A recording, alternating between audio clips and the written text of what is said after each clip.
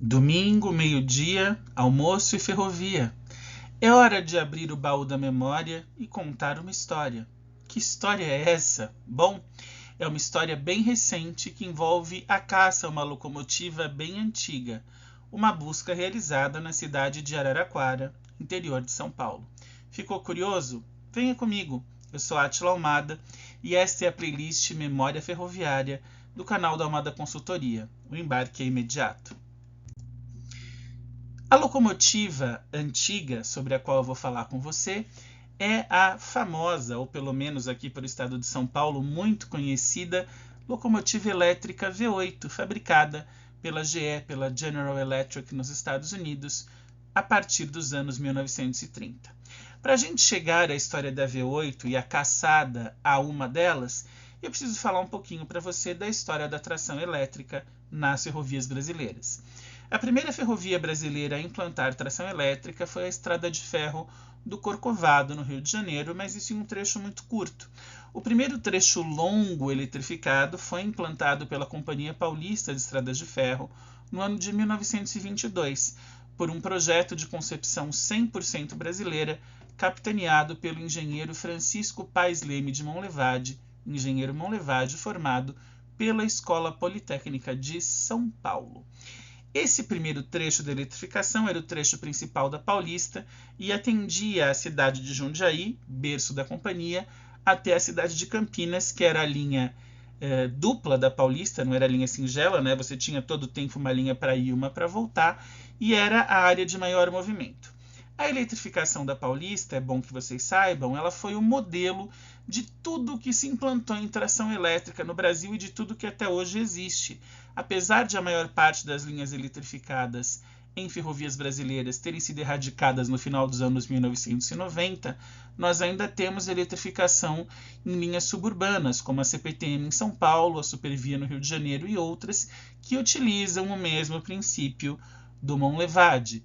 Tensão contínua com corrente de 3.000 volts. É assim que funcionam as nossas ferrovias, com as subestações transformadoras de energia que transformam, colocam energia nessa voltagem e conduzem aos fios a chamada rede aérea ou catenária, a qual os trens e locomotivas se conectam com os seus pantógrafos. Os pantógrafos se erguem, fazem a conexão com os fios e dali estes equipamentos extraem energia elétrica. Muito bem, a Paulista trouxe para os seus primeiros anos de eletrificação locomotivas de fabricação GE ou Westinghouse ou até uma Metropolitan Vickers, locomotivas mais quadradinhas, mais chamadas de box cab, algumas quadradas, outras retangulares, mas locomotivas de perfil de construção de ângulos retos. Essas locomotivas elas se deram muito bem nas linhas e possibilitaram à Paulista aumentar o tráfego, afinal, elas tinham uma capacidade de tração maior do que uma locomotiva a vapor e podiam também andar com uma velocidade mais alta, o que possibilitou a Paulista oferecer serviços mais rápidos nos seus trens. Isso deu tão certo que a eletrificação foi se expandindo pela linha tronco da Paulista, linha tronco que chegava até Itirapina. Em Itirapina a linha faz um V, ela se bifurca.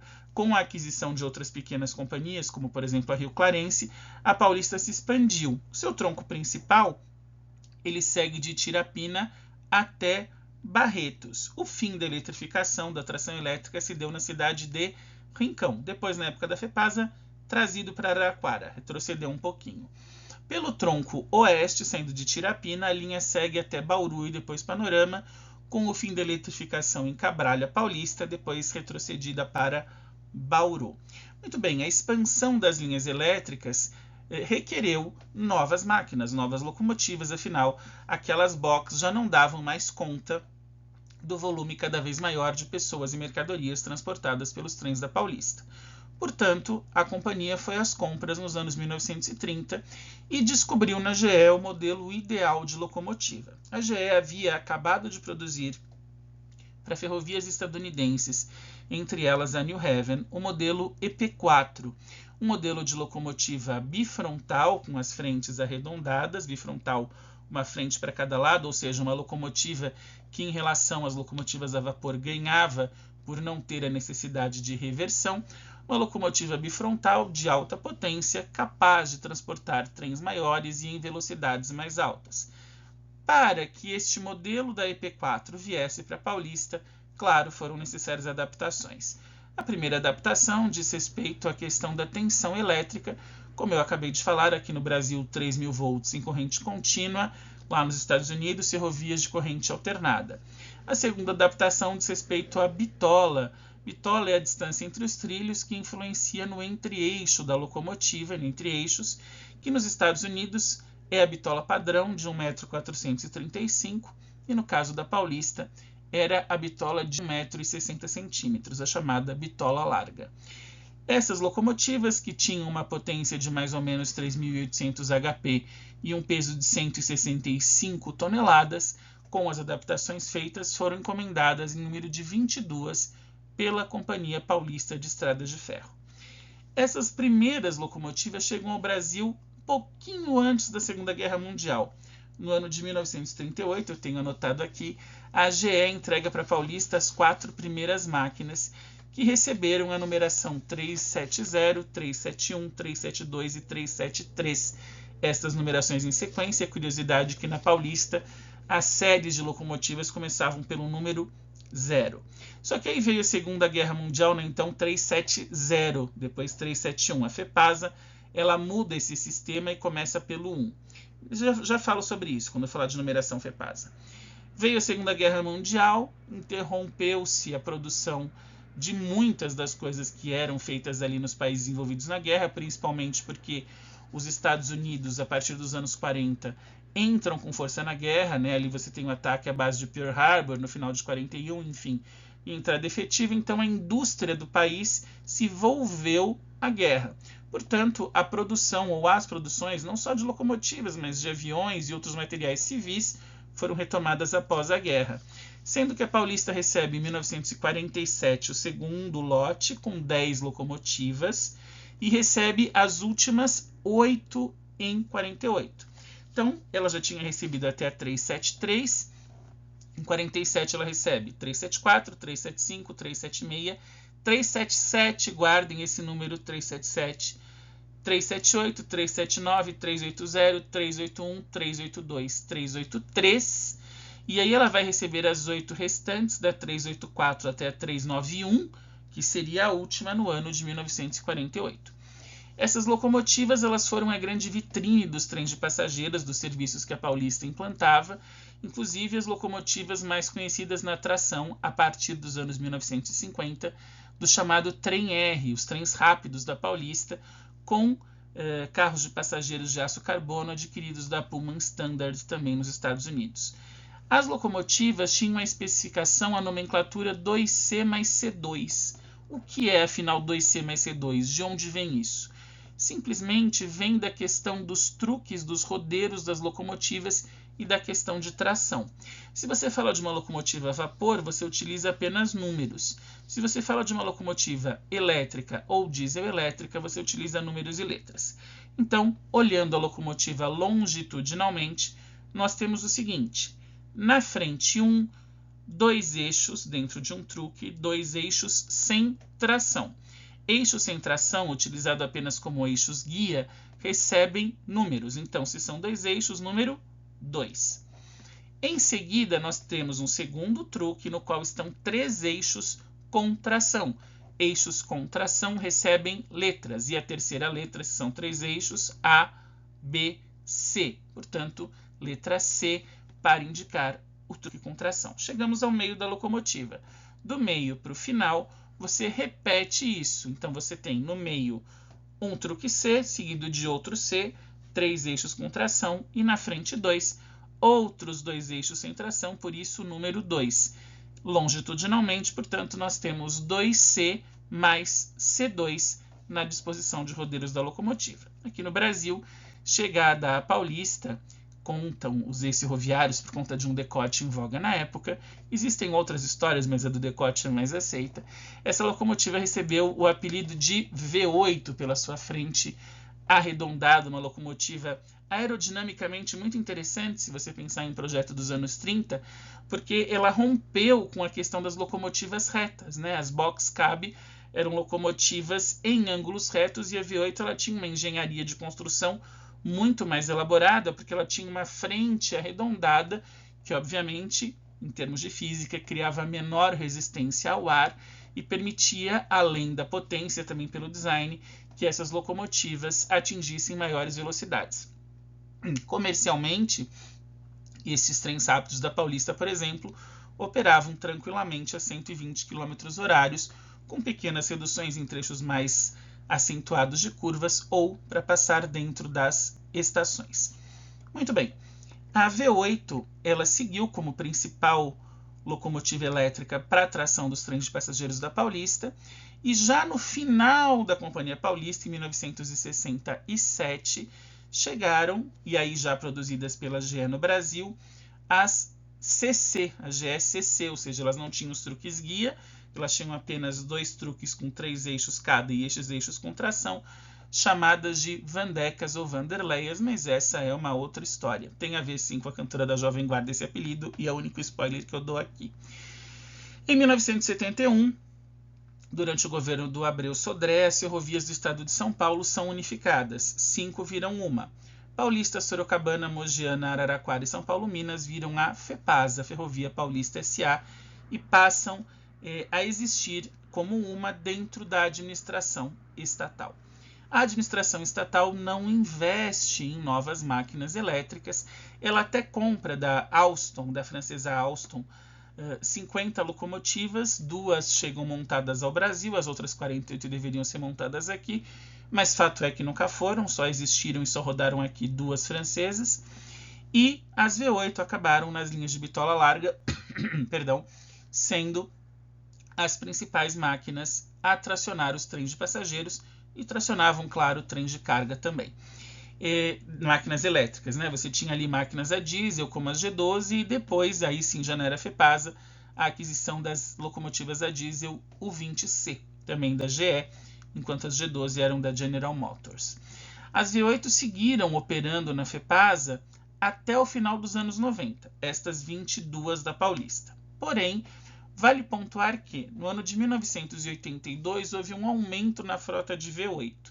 Você vai falar, mas a locomotiva não era mais produzida, como a frota aumentou? Vem a parte B da história. Locomotivas do mesmo modelo, 2C mais C2, foram adquiridas pela Estrada de Ferro Central do Brasil em 1947. 15 locomotivas, já na fase estatal, então dessas 15, você tinha uma divisão dos componentes elétricos entre a GE e a Westinghouse. Essas 15 locomotivas elas foram desativadas à medida em que a central, nos anos 70, deseletrificou as suas linhas. Dessas 15 locomotivas, 5 foram repassadas para a Estrada de Ferro Santos Jundiaí, em São Paulo, juntamente com locomotivas de rodagem CC, chamadas de Carioquinhas ou Charutão, e a Siemens de rodagem BB ou Pão de Forma. Então, parte bastante significativa das locomotivas elétricas da central vem para Santos Jundiaí. 5 V8 que na central eram chamadas de escandalosas, mais as carioquinhas e as locomotivas Siemens Pão de Forma. Das 10 escandalosas restantes, né, das 15, 5 para Santos Jundiaí, 10 vão para a FEPASA, que já tinha as 22 V8 em operação. Como as francesas não vingaram, não foram construídas, restou à FEPASA aproveitar essas V8 para fortalecer o seu parque de tração. Das 10 que foram para a FEPASA, 2 que estavam em pior estado foram imediatamente canibalizadas, ou seja, cortadas para servir como repositório de peças da frota, e as outras 8 entraram em serviço. Então, a partir de 1982, a FEPASA conta com 30 2C mais C2 na sua frota, 30 V8, as 22 oriundas da Paulista e mais 8 oriundas da Central do Brasil. Enquanto as locomotivas, as 5 da Santos Jundiaí, deixam de rodar ainda no final dos anos 80, as que estavam em mãos da FEPASA seguem por mais de uma década e vão parar lá em 1998, quando existe a privatização das ferrovias paulistas. A FEPASA primeiro é incorporada à rede ferroviária federal e depois tudo isso é vendido, é concedido à iniciativa privada, que desativa imediatamente a tração elétrica. Portanto, a partir do início de 99, essas locomotivas deixam de rodar. Em termos de data, o último trem tracionado por uma V8 parte de São Paulo no dia 3 de janeiro de 1999, mas a maioria dessas máquinas já havia sido encostada. Então nós estamos falando, 2023, de 25 anos sem a utilização dessas máquinas. Muito bem. Essas locomotivas elas foram encostadas em diversos pátios, oficinas, enfim, onde elas estavam, muitas pararam. Uma parte delas foi transferida para o pátio de triagem paulista, em Bauru. Algumas ficaram em Jundiaí, onde eram as oficinas de locomotivas. 4 delas, que chegaram a receber a última pintura da FEPASA, vieram para São Paulo e ficaram estacionadas sob guarda da CPTM por algum tempo. Bom, como é que ficou essa mixórdia de locomotivas desativadas para um lado e para o outro? Das que estavam na CPTM, a antiga 371, renumerada 6371, hoje está em posse da ABPF, Associação Brasileira de Preservação Ferroviária, na Moca. A 6378, antiga 378, e a 6383 estão de posse do Instituto de Memória Ferroviária de Rio Claro, e a 381, renumerada 6381 na FEPASA, está na BPF de Cruzeiro. Das que foram para o pátio de triagem, a 6387 foi salva pelo Museu Ferroviário Regional de Bauru e foi esteticamente restaurada com a pintura FEPASA. As demais cortadas. Em Jundiaí você tem em estado de abandono as carcaças da 374, da 375, da 372 e do que se entende como 379, mas alguns especialistas de ferrovia falam que na verdade aquela 379 foi só uma mula, né, uma locomotiva usada como pintura da FEPASA e era a carcaça de uma escandalosa. E você tem em Araraquara a 377, que é onde eu quero chegar, renumerada 6377 na FEPASA, foi abandonada num pátio próximo à estação de Araraquara em 1998 e lá ficou e lá permanece até hoje. Uma curiosidade sobre a numeração da V8, eu disse para você que na Paulista as numerações começavam com 0. Então, as 22 V8 originárias da Paulista tinham a numeração 370 até 391. A FEPASA tira a 370, renumera como 6392 e começa a contagem na 6371. Então, exceção da 6392, as outras V8 mantiveram a numeração da Paulista com acréscimo do número 6. 371 virou 6371, 372 virou 6372 e por aí vai. A 6392, Conselheiro Antônio Prado, batizado em homenagem ao fundador da Paulista, era a antiga 370. Bom, essa é a história das V8 no estado de São Paulo e agora nós vamos ao objeto da nossa busca, a V8 de Araraquara, a 6377. Em termos ferroviários, Araraquara é uma cidade importantíssima. Essa foto, feita há menos de uma semana da gravação desse vídeo, é a estação de Araraquara hoje. Ela está preservada e foi transformada em museu ferroviário. Em Araraquara você tinha uma confluência de linhas, então chegava a linha da Companhia Paulista, que vinha de Jundiaí, mas os trens comutavam um trecho com a Estrada de Ferro Santos Jundiaí desde São Paulo, né? Então os trens da Paulista partiam de São Paulo, passavam por Jundiaí, seguiam em linha única até Itirapina. Em Itirapina você tem a bifurcação. No tronco oeste você partia sentido Bauru, no tronco principal São Carlos, Araraquara. Outras estações intermediárias entre as duas, mas essas duas as principais. Em Araraquara tinha início a Estrada de Ferro Araraquara, ou a Araraquarense, uma estrada construída em bitola métrica com tração a vapor, bitola métrica 1 metro entre os trilhos, depois comprada pela Companhia Paulista, com a bitola daí ampliada para 1,60 m. A Estrada de Ferro Araraquara ela nunca teve tração elétrica. O trecho da Araraquara, que partia, obviamente, de Araraquara até Santa Fé do Sul, sempre foi tracionado por locomotivas a vapor e depois por locomotivas a diesel. O trecho da Paulista, que seguia de Araraquara a Barretos, tinha eletrificação até a cidade de Rincão, que é uma cidade que fica um pouco depois de Araraquara. Na época da FEPASA, e aí obviamente em Rincão, né, tanto na Paulista quanto no início da FEPASA, era feita a troca de locomotivas. Então, como é que funcionava em Araraquara para você entender? chegava o trem vindo de São Paulo. Esse trem ele era desmembrado em dois, então normalmente era um trem com mais carros de passageiros, ele era desmembrado, uma parte desse trem, isso na época da FEPASA já, seguia a linha da Antiga Paulista com direção a Barretos e ia com locomotiva elétrica até Rincão. Em Rincão, a locomotiva elétrica era substituída por uma locomotiva a diesel e esse trem era levado até Barretos. A outra parte do trem, em Araraquara, já tinha a substituição por uma locomotiva a diesel e entrava na linha da Araraquarense até Santa Fé do Sul. Na época da Paulista / Araraquara, antes da FEPASA, você tinha trens separados, né? Um trem que fazia toda a linha da Paulista e um que fazia toda a linha da Araraquara. Muito bem. A estação de Araraquara, portanto, era bastante movimentada. E, com a mudança da eletrificação, você teve a troca da locomotiva elétrica feita em Araraquara.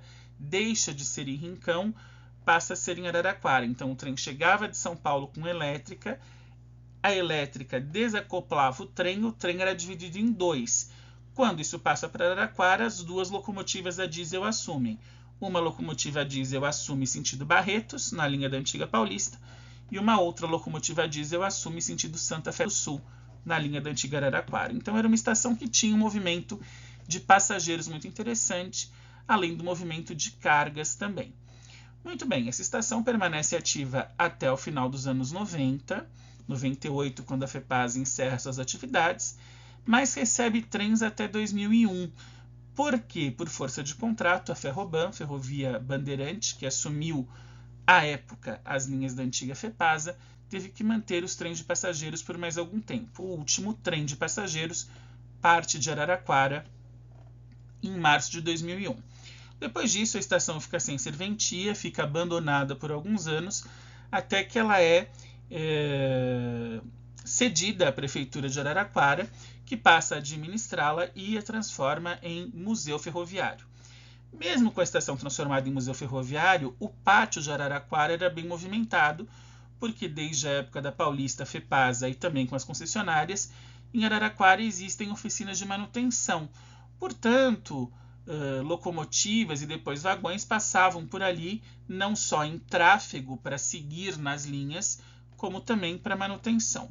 Porém, por conta de alguns reclames da população, reclames que eu não entendo, vou reclamar da ferrovia que existia bem antes de mim, mas enfim, por conta de as pessoas reclamarem da buzina do trem, eu nunca vi trem silencioso, né? Se o trem não buzina, reclama porque não buzinou, se buzina, reclama porque buzinou, enfim. Por conta dessas reclamações e por conta de pressão política, foi construída uma espécie de férreo-anel em Araraquara. Então, os trens de carga deixam de adentrar aos pátios urbanos de Araraquara e passam a manobrar no pátio de Tutóia. O pátio de Tutóia ele faz parte do município de Araraquara, mas não em área urbana, portanto, os trens deixam de circular pelo centro de Araraquara. Mesmo para as manutenções, as locomotivas e vagões são levados para desvios. Estamos falando de 2023, conversando com pessoas de Araraquara, faz aí 2 ou 3 anos que nada mais passa no centro de Araraquara, nem mesmo composições que se dirigem à manutenção. Então você tem ali uma grande área ferroviária, mas infelizmente uma área ferroviária morta, uma área sem tráfego, em que o que sobrou de material ferroviário, oriundo da Paulista e da Araraquara, sob a insígnia da FEPASA, está em completo abandono, seja nos arredores das estações, seja em pátios adjacentes. E é aqui, nos pátios adjacentes, que existe a nossa caçada pela V8, pela 6377. O que você está vendo aqui é uma foto do Google Earth que me foi cedida pelo amigo Rafael Javaro, a quem eu faço uma especial menção e um agradecimento, porque eu já tinha ido a Araraquara no ano passado, em 2022, atrás do material ferroviário e também da 6377, e cadê a V8? Ninguém sabia. Aliás, as pessoas, tristemente, se distanciaram da ferrovia, né? Mesmo quem trabalha no museu ferroviário não sabe o que é essa locomotiva elétrica. Elétrica? Existiu locomotiva elétrica? Eu cheguei até a ouvir essa pergunta e ninguém fazia ideia de onde estava a 6377. Eu já tinha visto algumas fotos dela logo que ela foi abandonada. Detalhe, locomotiva que foi abandonada operacional, com todo o seu maquinário interno, motores, painel, comandos, pantógrafos, faróis, vidros, enfim, abandonada inteira no pátio de Araraquara. Estacionaram a locomotiva lá, baixaram os pantógrafos e lá ela ficou, só que ninguém mais sabia onde estava essa locomotiva. Pelas fotos, eu tinha a ideia de que esta locomotiva estava à direita da estação, olhando a estação de frente. Mas, como eu não localizei, na primeira viagem até Araraquara, eu voltei com aquele gosto de fiz fotos bacanas, mas fiquei semi-frustrado porque não via V8. Nessa segunda viagem que eu fiz, agora em julho deste ano de 2023, eu fui determinado a encontrar a V8. Primeiro dia que eu fui a Araraquara, bati com o nariz na porta, dei com os burros na água, a vaca foi pro brejo, não achei a locomotiva. Chamei o Javário e aí ele me mandou essa foto mostrando onde ela estava, que era onde eu suspeitava, em uma curva para a esquerda, né? Então, se você olhar o mapa, acompanhe aqui comigo. Na parte alta do mapa, a parte de cima, você vê uma casa que é o armazém, a ponta do armazém da estação ferroviária de Araraquara. Descendo na foto, você tem algumas edificações, mas perceba que você já não tem praticamente mais trilhos, uma vez que os trens não circulam mais, e você tem muito mato. Essa foto é otimista, tem pouco mato, né? Hoje o mato é muito maior, da estação você praticamente não vê essa curva, aliás, praticamente não. Você não vê, porque apesar de a área da estação em si estar capinada, saindo da estação é mato alto. E quando eu falo de mato alto, eu tenho 1,80 m, estou falando de um mato que chega praticamente à minha altura, se não mais. O Javário me mandou essa foto e eu localizei onde estava a V8. Eu não, né? Ele, na verdade, ele fez esse círculo em verde e vocês conseguem ver a locomotiva isolada numa curva. Então, olhando a estação saindo à direita, a linha faz uma curva, não confundam os sentidos. Olhando a estação saindo à direita, caminhando pela linha, a linha faz uma curva à esquerda. É nesta curva, é neste pátio adjacente, e vamos dizer aí uns 200, 300 metros depois da estação de Araraquara, é que foi abandonada a 6377, que me disse o Javário, ele não conseguiu nem ver tamanha altura do mato. Ocorre que em 2021, 2022, alguns políticos de Araraquara fizeram menção de restaurar a locomotiva, aquela história das boas intenções, mas Deus que me perdoe, de boas intenções o outro lugar é que está cheio, a locomotiva ficou por lá. E aí, com esta imagem do Google Earth, o nome das ruas, eu fiz o básico, coloquei no Waze e fui chegando lá e caminhando pela rua. Qual não foi a minha surpresa quando eu vi que o mato em torno da V8, mas só em torno dela, estava baixo. Então dava para ver a locomotiva desde a rua, ou a carcaça dela. O que eu fiz? Caminhei mais um pouquinho pela rua Padre Manuel da Nóbrega. Se vocês olharem na foto, na imagem do Earth, vocês têm ali a locomotiva e caminhando um pouco mais, você tem um trecho em que você vê que o mato está capinado e tem pedriscos, né? Uma coisa que não chega a ser um asfalto, mas da mesma cor, pedriscos pretos, e ali tem um portãozinho. Este portãozinho não está chaveado e foi por onde eu entrei para acessar a locomotiva. Então eu caminhei por ali, como eu disse, o mato estava capinado, ele foi roçado e queimado, e consegui chegar perto da V8 para fotografá-la. Fotos feitas na segunda-feira, dia 24 de julho. Eu trago uma dessas fotos para vocês e vocês vão ficar tristes comigo, porque a situação da 6377, infelizmente, é deplorável. Eis aí o objeto da minha busca, era um sol de 8h30 da manhã, mais ou menos, e vocês veem que a locomotiva foi saqueada, vandalizada, detonada, não tem outro termo. Ele está com as cores básicas da FEPAS, o segundo padrão, padrão vermelho e branco, também chamado de padrão Coca-Cola. Mas vejam que ela não tem mais faróis, não tem mais vidros. Os pantógrafos que foram baixados quando essa locomotiva aí chegou foram erguidos, foram jogados para o ar e estão sem as canoas. O que são as canoas dos pantógrafos?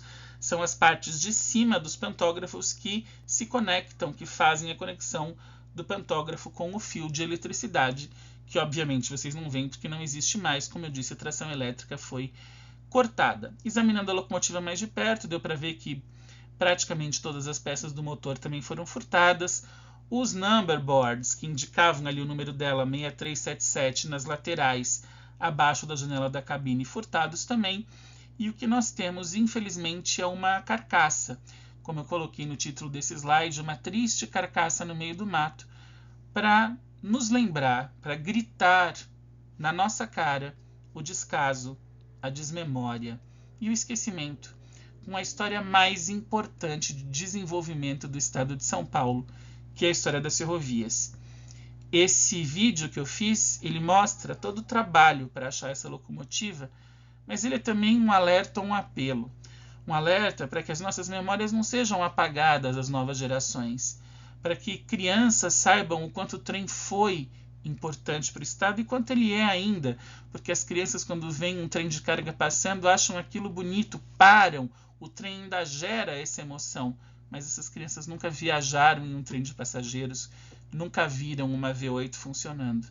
Então essa tristeza e um alerta, um pedido e um apelo para que alguma instituição de preservação ferroviária, uma ONG ou mesmo a Prefeitura de Araraquara salve a 6377 enquanto é tempo.